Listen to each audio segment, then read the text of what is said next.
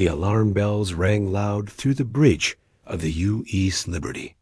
Captain Jake Morrison gripped his command chair as another blast hit the ship's hull. Red warning lights flashed everywhere, and smoke filled the air. "Hull breach on Deck 7, shouted his first officer, Lieutenant Amy Parker. "We're losing power to the main engines." Jake looked at the screen, showing the battle around them. 3 alien ships from the hegemony were firing at his vessel. They were bigger and stronger than the Liberty. But Jake had a job to do. Behind them, 5 transport ships carried thousands of families trying to escape the war zone. How long until the transports reached the jump point? Jake asked. 2 minutes, sir, came the reply from the navigation officer. Jake nodded. 2 minutes. They just had to hold on for 2 more minutes. Then the families would be safe. The children would live. To see another day, another blast shook the ship. This time, sparks flew from the control panels. The lights went out for a second before the emergency power kicked in. "Sir, our weapons are down," Amy reported. Her voice was calm, but Jake could see the worry in her eyes. "And the shields are failing." Jake made his choice. It was the only choice he could make. All power to engines. Ram the lead hegemony ship.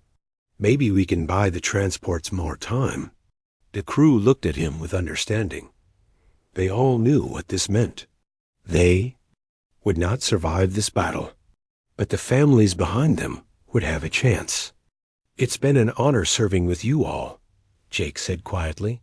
The Liberty turned toward the largest enemy ship. Jake watched as the distance closed. 500 meters. 300. 100. Then everything went white. Jake woke up slowly. His head hurt badly, and he could taste blood in his mouth. He tried to move, but found his hands were locked in metal bands. He was lying on a cold metal table in a room with bright white lights. The room was strange. The walls curved in odd ways, and the air smelled different. It had a sharp, clean smell that made his nose itch. Everything was too bright and too quiet. He tried to remember what happened. The battle, the transport ships. Did they make it? Were the families safe? He hoped so. That was all that mattered now.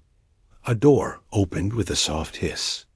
Jake turned his head to see who was coming in. What he saw made him blink in surprise. The creature walking toward him was unlike anything he had ever seen in person. It walked on 2 legs like a human, but that was where the similarities ended. Its skin was green and covered in small scales that caught the light. Its head was long and narrow, with yellow eyes that had no pupils Jake could see. When it opened, its mouth, he could see rows of sharp white teeth. The alien wore a dark uniform with strange symbols on it. It carried a small device in one clawed hand. It moved with purpose, like someone who had done this many times before. "You are awake," the alien said. Its voice was cold and flat, but Jake was surprised that he could understand it. There must be some kind of translation device working. "I am Commander Vex High of the Hegemony Intelligence Corps," the alien continued. "You are my prisoner. You will answer my questions." Jake tried to sit up, but the metal bands held him down. "What happened to my crew?" he asked. Vex High tilted his head, like a bird studying a bug. "Your ship was destroyed. You were the only survivor. We pulled you from the wreckage because prisoners are valuable." Jake felt a pain in his chest that had nothing to do with his injuries. His crew: Amy Parker, who talked about her daughter back on Earth. Tom Wilson, who was getting married. Next month. All of them gone.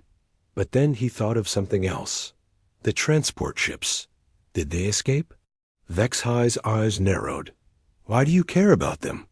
They were not military vessels. They had families on them. Children. "And this matters to you?" Jake looked at the alien with surprise. "Of course it matters." They were innocent people trying to find safety. Vex High was quiet for a long moment. Then he activated his device and began recording. State your name and rank. Captain Jake Morrison, UES Liberty, service number 774-2918. What was your mission in the Kepler system? Jake thought about this. Military secrets were important, but these transports were civilian ships. There was no secret to protect there. We were escorting civilian transports to safety. Safety from what? From the war. From hegemony forces. Attacking their colonies. Vex High made a note on his device. Why do humans fight us? We offer peace and order to the galaxy. Jake almost laughed, but his ribs hurt too much. You call bombing civilian colonies peace? We offer structure, purpose. All species benefit from hegemony guidance. And what if they don't want your guidance? Vex High paused. The question seemed to confuse him. Want? What they want does not matter. What matters is what is best for the greater order. Jake studied the alien's face. There was something there, behind those yellow eyes. Not just coldness, something else. What about what's best for you? For your people? My people serve the hegemony. It is our honor. But what were your people like before the hegemony? What did you want then? Vex High's hand stopped moving over his device. For just a moment, his expression changed. Something flickered across his features. Then it was gone. That is not relevant to this interrogation, he said, but his voice was different now. Less certain. Jake sensed something important had just happened, but he wasn't sure what. This alien, this Commander Vex High, had reacted to his question in an unexpected way. My species has many questions, Jake said carefully. We're curious about other forms of life. What's your world like? What do your people value? Vex High stared at him for a long time. You are the prisoner here. I ask the questions. But Jake noticed that Vex High didn't leave. Instead, he stood there, looking down at the human with those strange yellow eyes, like he was trying to figure out a puzzle he had never seen before. Outside the room, Jake could hear the sounds of a ship in space, the hum of engines, the whisper of air recycling systems. He was alive, which meant he still had a chance to make a difference somehow. He just had to figure out what that difference might be. The next day, Vex High returned to the interrogation room. He carried the same small recording device and wore the same dark uniform. But Jake noticed something different in the way the alien moved. He seemed less sure of himself. Jake had spent the night thinking about their first meeting. Most prisoners would be scared or angry by now. They would beg for mercy or make threats. But Jake felt something else entirely. He was curious. Good morning, Jake said when Vex High entered. Did you sleep well? Vex High stopped walking and stared at him. Sleep well? It's something humans say to each other. A way of showing we care. About each other's comfort. You are my prisoner. Why would you care about my comfort? Jake shrugged as much as his restraints would allow. Why wouldn't I? You're a living being with thoughts and feelings. That makes you interesting to me. Vex High activated his recording device with more force than necessary. We will continue the interrogation. Tell me about human military strategies. I can tell you about that, Jake said. But first, can I ask you something? Your scales catch the light in a beautiful way. Are all your people like that? Or are there different types? The alien's hand froze over his device. What? Your scales? They're really interesting. Some are darker green, some lighter. Is that normal for your species? Do the colors mean anything special? Vex High looked down at his own arm as if seeing it for the first time. Why do you ask this? I studied alien biology before I joined the military. I always wondered what other intelligent species would look like. You're the first Saurian I've ever met in person. You know what we are called? Jake nodded. Saurians. Your people come from a world with thick forests and warm seas, right? At least, that's what our scientists think based on your physical features. Something changed in Vex High's expression. His eyes widened slightly. How do you know about the forests? We study other species because we want to understand them. Understanding leads to respect. What were the forests like on your homeworld? Vex High was quiet for a long time. His clawed fingers traced patterns on the table without him seeming to notice. The forests they were tall. The trees grew so high you could not see the sky. And the light that came through the leaves was green and soft. That sounds beautiful. Do you miss them? Miss them? Vex High's voice became sharp again. The old ways were primitive. The hegemony gave us purpose, structure. We do not miss what made us weak. But Jake heard something in the alien's voice, a sadness that the words tried to hide. What made your people strong before the hegemony came? We were not strong. We were animals living in trees. But you survived long enough to develop intelligence, to build things, to create art and culture. That takes strength. Vex High's recording device made a small beeping sound. He had forgotten to ask any military questions for several minutes. He looked at it like it was a snake about to bite him. Tell me about human weapons, he said quickly. Our weapons are pretty standard, Jake replied. Energy guns, missiles, that sort of thing. But can I ask about Saurian culture? Did your people have music? Music? Sounds that make you feel good. Humans love music. We sing when we're happy. When we're sad, when we want to remember something important. Vex High's eyes became distant. There were ... sounds in the forests. The elders would make sounds that carried through the trees. Low sounds that made the young ones feel safe. That sounds like music to me. Do you remember any of those sounds? Vex High shook his head hard. This is not relevant to the interrogation. Maybe? Not to your interrogation, Jake said gently. But it's relevant to you, isn't it? For a moment, Vex High looked very young despite his alien features. Like a child who had lost something important and was just remembering what it was. Then his expression hardened again. Human military protocols. Tell me about them now. Jake decided not to push. We have standard procedures for different situations. But the most important protocol is to protect innocent life. That's why I was escorting those transport ships. Even at the cost of your own life? Especially at the cost of my own life. This makes no sense. The individual is less important than the group. You should have saved yourself to fight another day. Jake thought about this. Maybe, but those ships had children on them, kids who never chose to be part of this war. If I lived and they died, what would I be living for? To serve your military command. My military command exists to protect our people, all of our people. If I let children die to save myself, I wouldn't be serving anyone. Vex High made notes on his device, but Jake could tell he was thinking about more than just military information. Your species is strange. Most beings put their own survival first. Do they? Or is that just what the hegemony teaches? The hegemony teaches truth, order, purpose.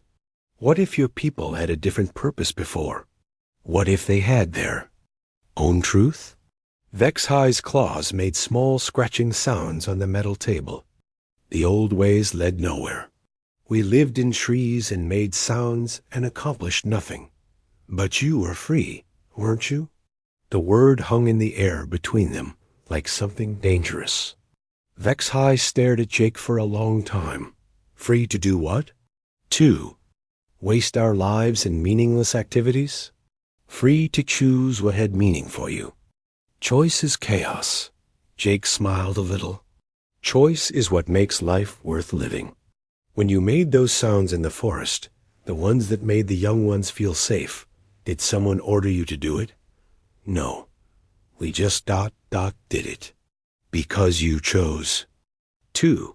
Because it felt right to you. That's freedom. Vex High stood up suddenly. His chair scraped against the floor with a harsh sound. This interrogation is over for today. He walked quickly toward the door, then stopped. Without turning around, he said, "The transport ships escaped. Your sacrifice worked." Then he was gone, leaving Jake alone with his thoughts. Jake smiled in the empty room. The families were safe. His crew had not died for nothing. And something else had happened today. He had seen something in Commander Vex High's eyes. A spark of something the hegemony had tried to erase, but hadn't quite managed to kill. Tomorrow would be interesting. Over the next few days, Vex High came to the interrogation room at the same time each morning. But the sessions were changing. What started as military questioning had become something else entirely.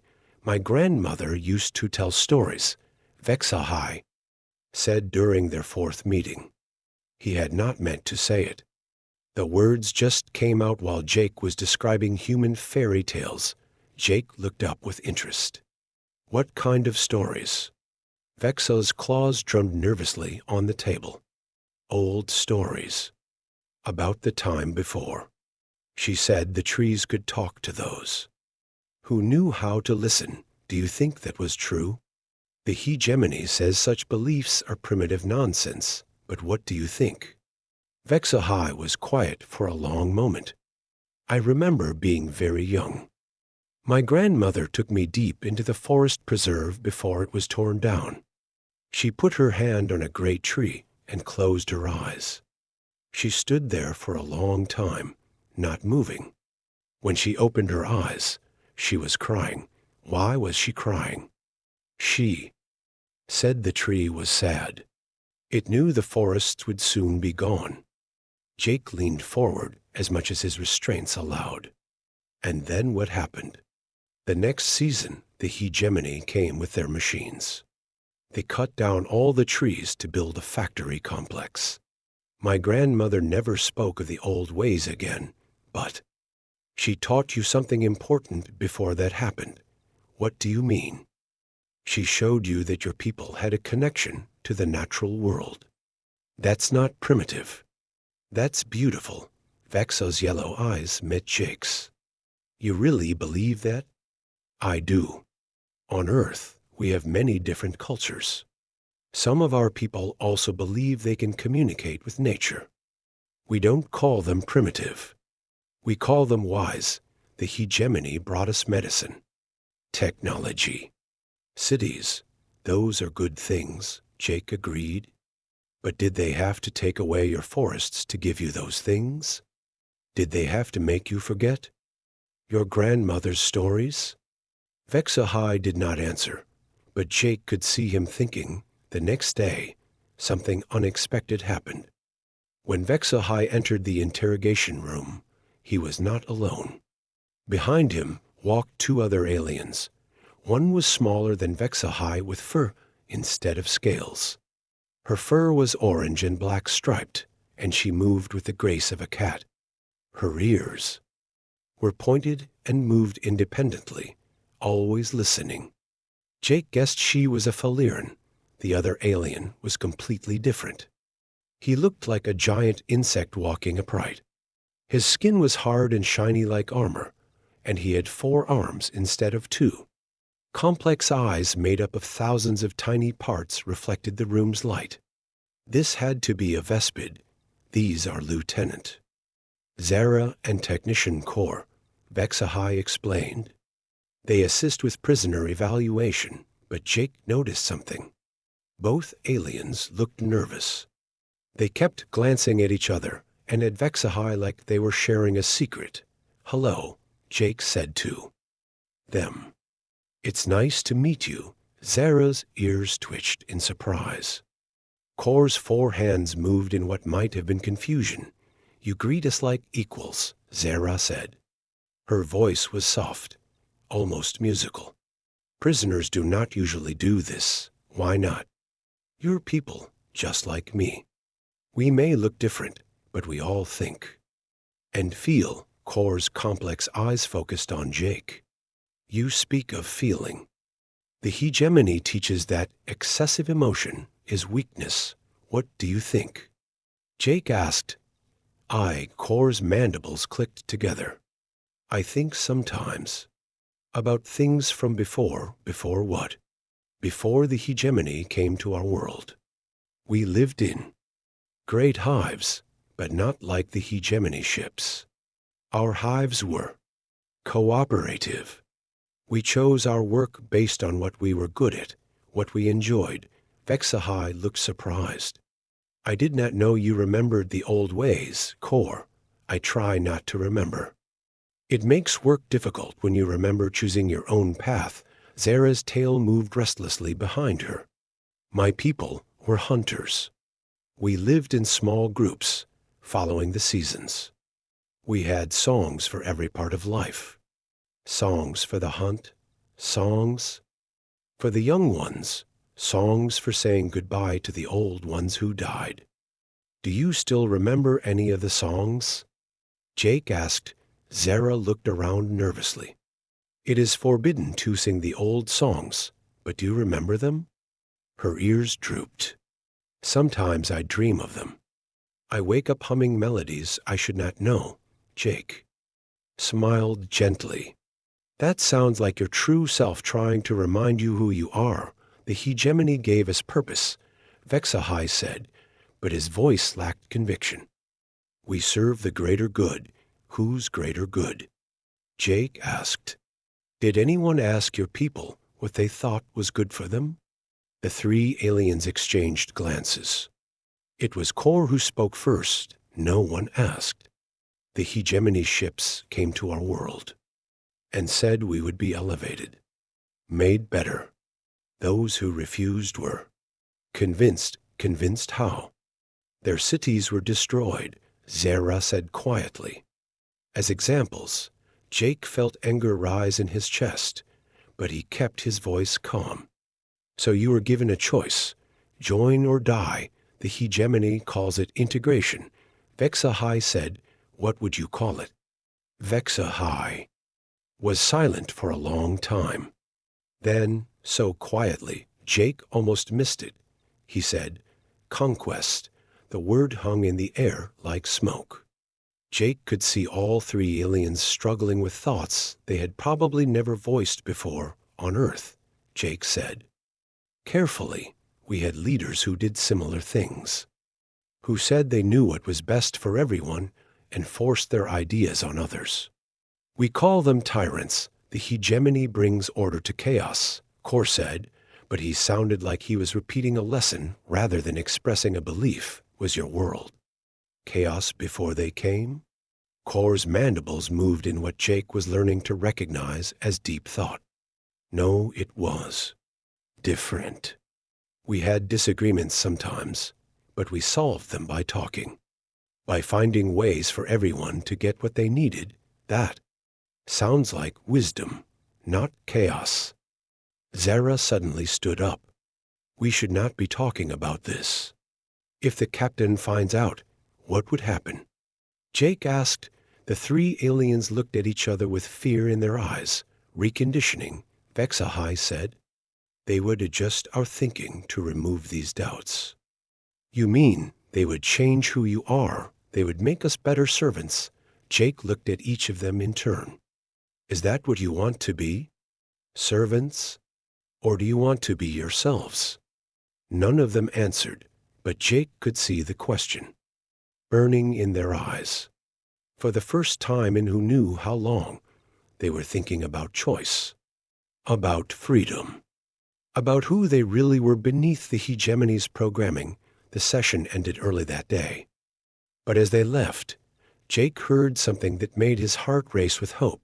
Zara was humming softly under her breath. It was a melody Jake had never heard before, but somehow he knew it was old. Older than the hegemony, older than conquest, and integration and reconditioning.it was the sound of a free spirit remembering how to sing. On the seventh day of his captivity, Jake decided to tell his captors the truth about himself. Not because he had to, but because he wanted to. I wasn't always a soldier, he said when Vexahai, Zera, and Kor came for their daily session. Before the war started, I was a teacher. Vexahai looked up from his recording device. What did you teach? Xenobiology and anthropology. I studied other species and cultures. It was my passion. Zera's ears perked up with interest. You chose to study us, not just your species, but all alien life. I wanted to understand how different forms of intelligence might develop, what kinds of societies they might create, what art and music and stories they might have. Kor's complex eyes focused on Jake. You studied us like we were interesting, not like we were enemies. You're not my enemies, Jake said simply. You're people who were forced into a war you didn't choose, just like my people were. But we fight for the hegemony, Vexahai said. Do you? Or do you follow orders because you're afraid of what happens if you don't? The three aliens were quiet. Jake could see them thinking about his words. Tell us about your studies, Zera said suddenly. What did you learn about us? Jake smiled. I learned that every intelligent species has something beautiful to offer. Saurians, from what we could tell, had an amazing connection to nature. They could sense things about their environment that other species couldn't. Fellerans were incredible. Artists and storytellers. They had oral traditions that went back thousands of years. And Vespids were master builders and organizers, but they built things based on beauty and function together, not just efficiency. How do you know these things? Kor asked. We found artifacts sometimes. Art, music, stories. Things that survived. From before the hegemony came. We studied them because they were treasures. Windows into amazing civilizations. Vexahai set down his recording device. You really saw us as treasures? Of course. Every culture that develops is a miracle.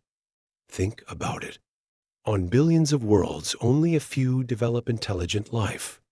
Of those, only some create art and music and stories. Each one is precious and unique. The hegemony says diversity is weakness, Zera said. They say unity is strength. There's a difference between unity and uniformity, Jake explained. Unity means working together while keeping what makes you special. Uniformity means making everyone exactly the same. What do humans choose? Kor asked. We choose unity. On Earth, we have hundreds of different cultures, different languages, different foods, different ways of looking at the world. But we work together because our differences make us stronger, not weaker. Vexahai leaned forward. How do differences make you stronger? Well, let's say we have a problem to solve. If everyone thinks the same way, we might only find one solution. But if we have people who think differently, we might find 10 solutions. Then we can pick the best one. The hegemony has one solution for everything, Zera said quietly. And how well does that work? The three aliens looked at each other. Jake could see understanding growing in their eyes. Not well, Kor admitted. There are always problems, always unrest, always the need for more control.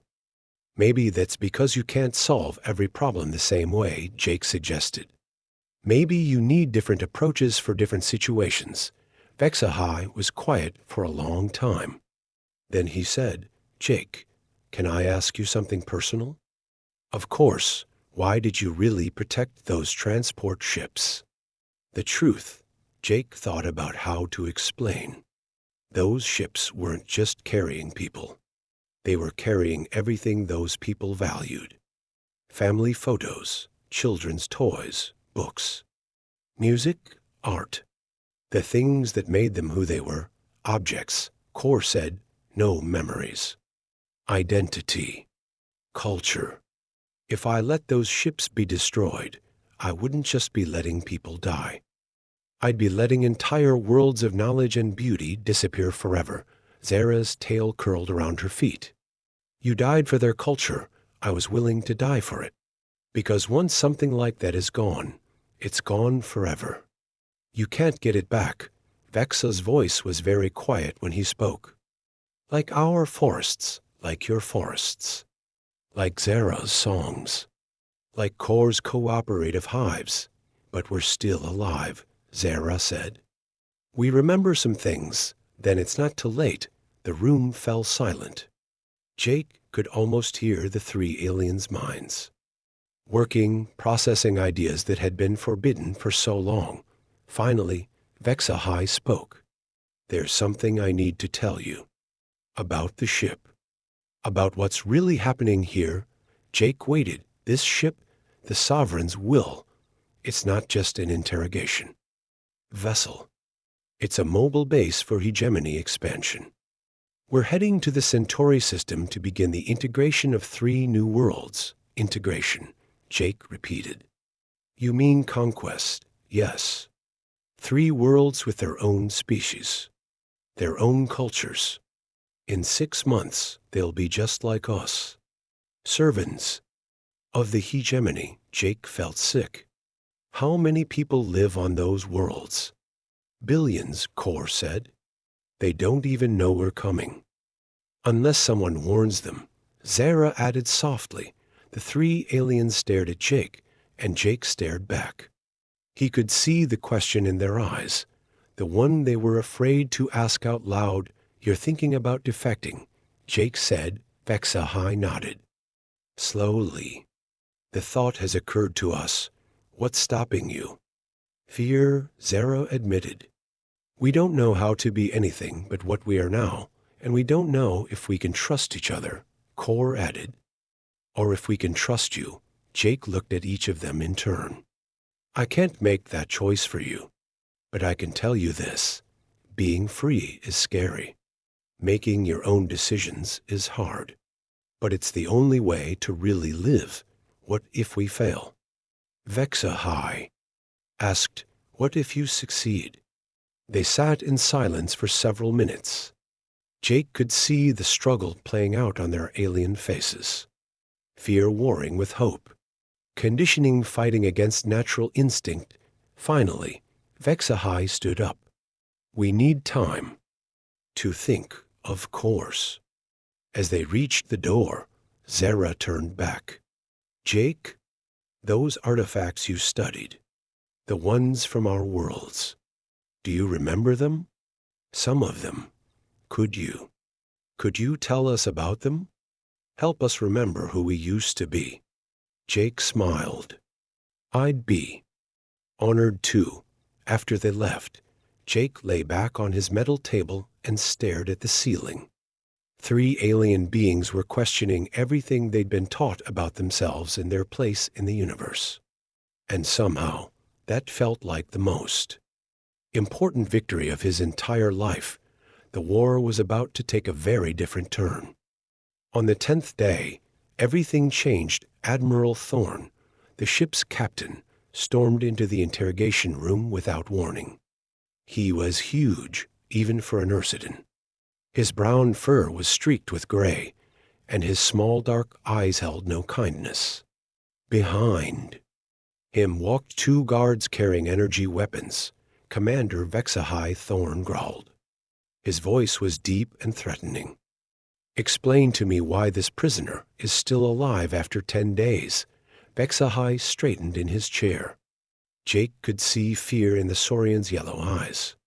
Sir, the interrogation is yielding valuable information about human psychology and tactics. 10 days, Vexahai. 10 days to break one human. Other species break in hours. Humans are different, sir. They require special approaches.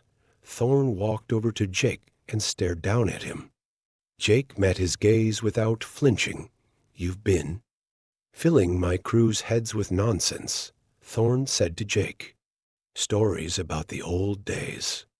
Dangerous ideas about choice and freedom. I've been having conversations, Jake replied calmly. That's all. Conversations that end today. Thorn turned back to Vexahai. Execute the prisoner. Now, sir? Aye, that's an order, Commander. Vexa's claws clicked against his weapon. But he didn't draw it. Sir, with respect, the prisoner still has valuable intelligence. The prisoner has intelligence, yes. But not the kind we want. He's a virus, Vexahai. He infects minds with ideas that threaten order. End it, Jake watched. As Vexahai struggled with the command, the Saurian's hand moved toward his weapon, then stopped. Moved again, then stopped again. I cannot. Vexahai said finally. The room went completely silent. Even the ship's engines seemed to pause. What did you say? Thorn's voice was deadly. Quiet. I said I cannot execute the prisoner. Thorn's massive hand shot out and grabbed Vexahai by the throat. He lifted the smaller alien off his feet. You're refusing a direct order? I am choosing not to murder an innocent being. Choosing? Thorn's grip tightened. You don't get to choose anything, Vexahai. You follow orders. That's what you were made for. No, Vexahai gasped. That's what you tried to make me. But I remember what I was before. Thorn threw Vexahai across the room. The Saurian hit the wall hard and slumped to the floor. Blood ran from his mouth. Guards, Thorn ordered. Arrest Commander Vexahai for treason. Then execute both prisoners, but the guards didn't move. Jake looked at them more closely and realized he recognized them. One was Zara. The other was Kor. Did you hear me? Thorn roared. We heard you, Zara said quietly. Her weapon was in her hands, but it was pointed at Thorn. Not at Jake or Vexahai, but we choose not to obey, Kor added. His 4 arms held. His weapon steady, Thorn looked around the room like he couldn't believe what was happening. You're all infected. All of you. We're not infected, Vexahai said, pulling himself to his feet. We're awake. Thorn reached for his own weapon, but Zara was faster. Her shot hit him in the shoulder, spinning him around. He crashed into the interrogation table and lay still, breathing but unconscious. For a moment, nobody moved. Then Kor rushed to Jake's restraints and began working to free him. Are you sure about this? Jake asked as the metal bands clicked open. There's no going back now. There was no going back the moment we started remembering who we really are. Vexahai said. Jake sat up slowly, rubbing his wrists where the restraints had been. What's the plan? We take control of the ship, Zara said. There are others who feel like we do. Not many, but enough. How many crew members total? 47, Kor replied. But most have been with the hegemony for generations. They won't understand what we're doing, and the ones who will understand. Maybe 8 or 9, Vexahai said. Including us, Jake stood up on shaky legs. Those aren't good odds. No, Vexahai agreed. But they're the only odds we have. What about the 3 worlds you're supposed to attack? If we succeed in taking the ship, we can warn them. Give them time to prepare or evacuate. Jake nodded. And if we fail? Then we die as ourselves. Instead of living as slaves, they made their way through the ship's corridors carefully. Jake was amazed at how different everything looked when he wasn't being dragged along as a prisoner. The ship was beautiful in its own way, but it felt cold, efficient. There was no art on the walls, no music in the air. Just function without soul. They reached Vexa's quarters first. Inside, Jake saw something that surprised him. Hidden in a drawer was a small piece of carved wood. What's that? Jake asked. Vexahai picked it up gently. A piece of bark from the last tree in my grandmother's grove. She gave it to me before she died. I've kept it hidden all these years. It's beautiful. It reminds me that some things survive. Even when everything else is destroyed, they gathered the other sympathetic crew members quietly. Jake met them one by one. There was Nix, a young Vespid who remembered building things for joy instead of just duty. There was Kes, a Faliran who had been caught singing old songs and punished for it. There were others, each with their own reasons for wanting freedom. The plan was simple. They would take control of the bridge and the engine room at the same time. Most of the crew would be asleep during the ship's night cycle. With luck, they could secure the ship before anyone could send a distress signal to the hegemony. What happens after we take the ship? Nix asked. Jake looked around at the group of aliens who had chosen freedom over safety. That's up to you. It's your ship, your choice. We want to go home, Kes said softly. To our real homes, but those worlds are controlled by the hegemony, Kor pointed out. Then maybe it's time to change that, Vexahai said. Jake felt a surge of pride for these beings who had found the courage to remember who they really were. One step at a time. First, we save those 3 worlds. Then we figure out how to save your own. They moved through the ship like shadows, each group heading to their assigned target. Jake went with Vexahai toward the bridge. As they walked, Vexahai began to hum softly. It was an old melody, something from the forests of his youth. Are you scared? Jake asked, terrified. Vexahai admitted. But also more alive than I've felt in years, Jake smiled. That's what freedom feels like. They reached the bridge entrance. Beyond that door lay either victory or death. But for the first time since his capture, Jake felt truly hopeful. The real battle was about to begin. The bridge doors opened silently. Inside, 3 hegemony officers sat at their control stations, monitoring the ship's course through space. They looked up in surprise as Vexahai and Jake entered, followed by Zara and 2 other crew members. Commander. Vexahai, said the officer at the helm. What are you doing here? And why is the prisoner free? Stand down, Lieutenant Ross, Vexahai said calmly. His weapon was drawn, but not aimed at anyone yet. We're taking control of this ship. Ross, a pale humanoid with large eyes, stared at them in confusion. Sir, I don't understand. You don't need to understand, Vexahai replied.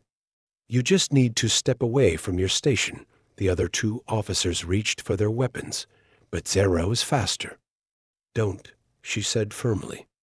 We don't want to hurt anyone, but we will if we have to. At the same time, Jake could hear sounds from other parts of the ship.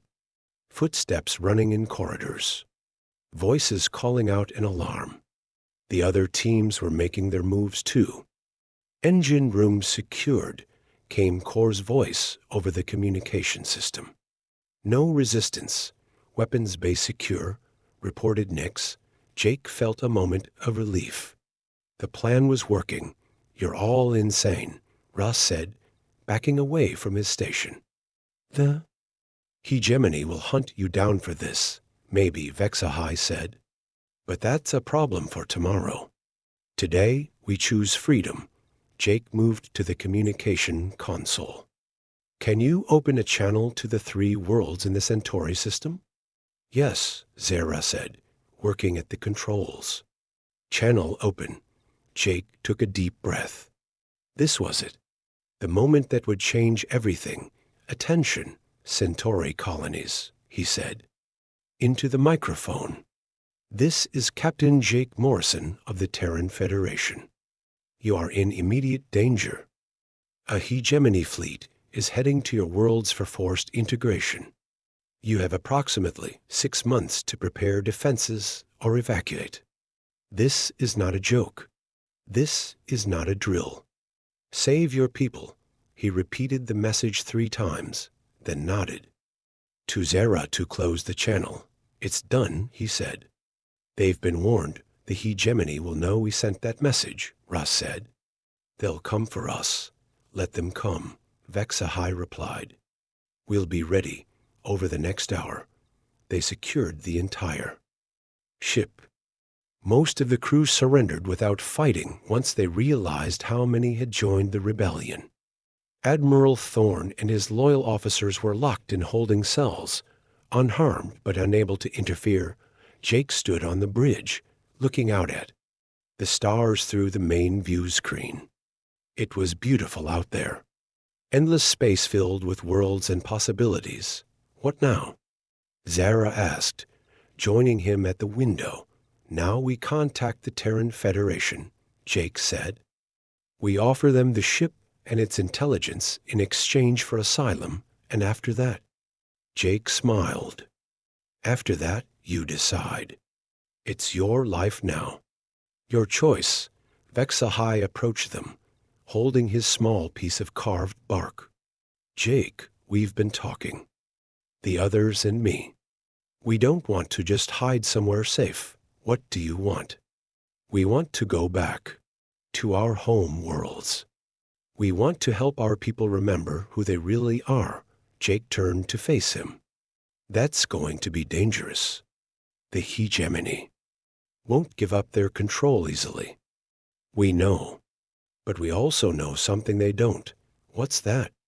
We know that once people remember freedom, they don't forget it again. 3 days later, the sovereigns will meet with a Terran Federation fleet at a neutral point in space. Jake watched from the bridge as Federation ships surrounded them. These were his people, his allies. But somehow, he felt just as close to the aliens standing beside him.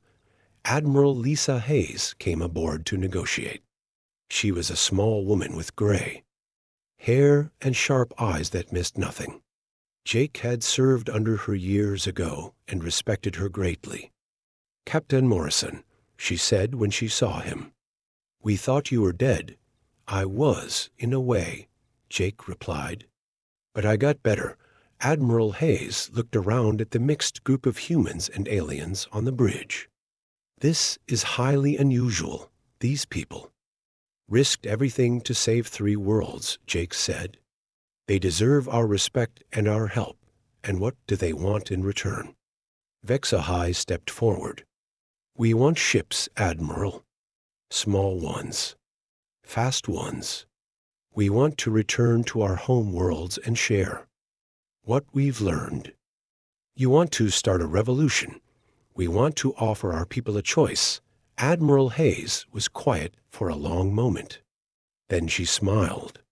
The Federation Council will need to approve this officially, but I think they'll be very interested in your proposal. 6 months later, Jake stood on the surface of a new world. The colonists had named it Haven, and it was everything they had dreamed it could be. The warning they had sent to the Centauri worlds had worked. 2 of the 3 worlds had successfully evacuated their populations. The 3rd had chosen to fight, and with Federation help, had driven off the hegemony forces. Haven was built differently than hegemony worlds. Instead of cold efficiency, it had warmth. Art decorated the buildings. Music filled the air. Children of different species played together in parks filled with trees that Vexahai had brought from seed banks of his homeworld. Professor Morrison, came a voice behind him. Jake turned to see one of his students approaching. The young Vespid was carrying a tablet full of notes from Jake's xenobiology class. What can I help you with, Zix? Jake asked. I'm writing a paper about cultural preservation. Can you tell me more about how humans maintained so many different cultures on one world? Jake smiled. The secret was understanding that diversity makes us stronger, not weaker. When we tried to make everyone the same, we always failed. When we celebrated our differences while working toward common goals, we succeeded, like Haven. Exactly like Haven. As they talked, Jake could see Vexahai in the distance, leading a group of young saurians through a grove of trees from their homeworld. The trees were growing well in Haven's soil. In a few more years, they would be tall enough for the old rituals. The old songs. Zara walked by with a group of children, teaching them one of the ancient Falerian hunting songs. But instead of hunting prey, this version was about hunting knowledge and dreams. Kor was supervising the construction of a new building. But unlike hegemony buildings, this one was designed to be beautiful as well as functional. Its walls curved, like the passages of a natural hive, and its windows let in light that painted rainbow patterns on the floors. Jake thought about the transport ships he had died to protect. Their passengers were safe now, living on Federation worlds, their cultures intact. His sacrifice had meant something, but this meant something too. This world full of free people choosing their own paths, building something new together. Professor Zix was still waiting for an answer to a question Jake had missed. Sorry, what did you ask? I asked if you ever regretted giving up your military career to become a teacher again. Jake looked around at the world they were building. Children laughing. Adults working together by choice, not force. Art and music and stories being created every day. Never, he said. This is exactly where I belong. As the sun set over Haven, painting the sky in colors that reminded Jake of home, he knew that this was just the beginning. Word was spreading through hegemony space. Other ships were defecting. Other worlds were remembering freedom. The revolution had begun with a simple conversation between a human prisoner and his alien captor. Now it was spreading across the galaxy, one choice at a time, and Jake Morrison, former soldier, former prisoner, now teacher and friend to many species, couldn't have been prouder of what they had all accomplished together.